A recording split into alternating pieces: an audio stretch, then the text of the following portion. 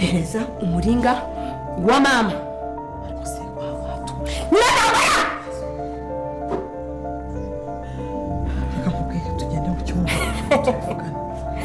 Tugende mu cyumba tubivugane. Wambeshye inshuro nyinshi ngo uri mama weho, ntuteze no kuzambera umubyeyi weho. Nturi mama nta nubwo wabyara. Ndavuze ngo mereza umuringa wa mama. Nyegereyo. Ndavuze ngo mereza umuringa wa mama. Rugema! Rugema! Ngwino tugende mu cyumba tubanze tubivuganeho, sibyo? Wikwishinga ibyo wumvise cyangwa ibyo watekereje cyangwa simbizi. Byiza cyane. Tujye mu cyumba. Tujye mu cyumba. Tujye mu cyumba. Yego. Okay, fine. Imbere ujye kumereza umuringa wa mama. Uretse tujye mu cyumba. Yego tugende. Okay, genda rero jya imbere. Imbere! Imbere! Iriba ryiza yahagurutse avuye mu mwijima, ubu aragenda yifitiye ibyiringiro. Ibyamubabazaga ntibikimufata kuko umutima we wahawe amahoro. Iriba ry'isi ryo yaraye ahuye nabyo,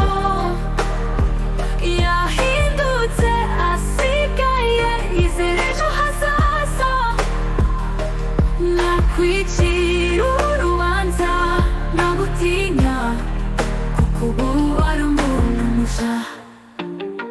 Inzira yanyuzemo yari yuzuye amarira, ariko ubu ashimira aho ageze.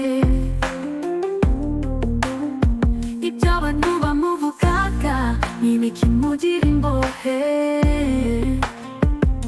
yamenye ko agaciro ke gahoraho. Imbizi y'ibihe byashize yaracitse, umucyo w'ubuzima mushimurasi imbere. Ibyo yabuze byasimbuwe n'amahoro, ubu aragenda yisanzuye mu mutima. Iriba ry'isi ryo yaraye ahuye nabyo, yahindutse asigaye yizera ejo hazaza. Nakwicira urubanza ntagutinya kuko ubu ari umuntu mushya.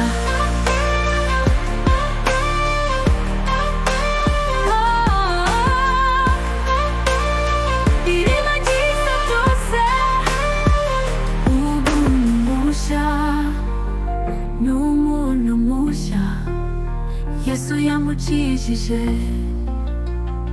ni umuntu mushya.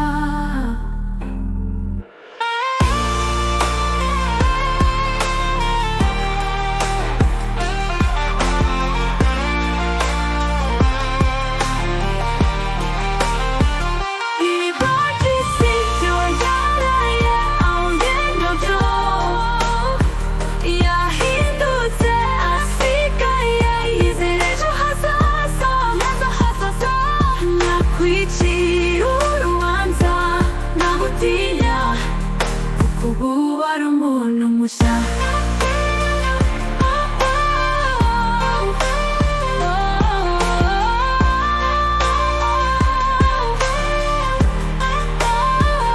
Iriba ryiza byose ubu ni mushya, ni umuntu mushya Yesu yamukijije, ni umuntu mushya.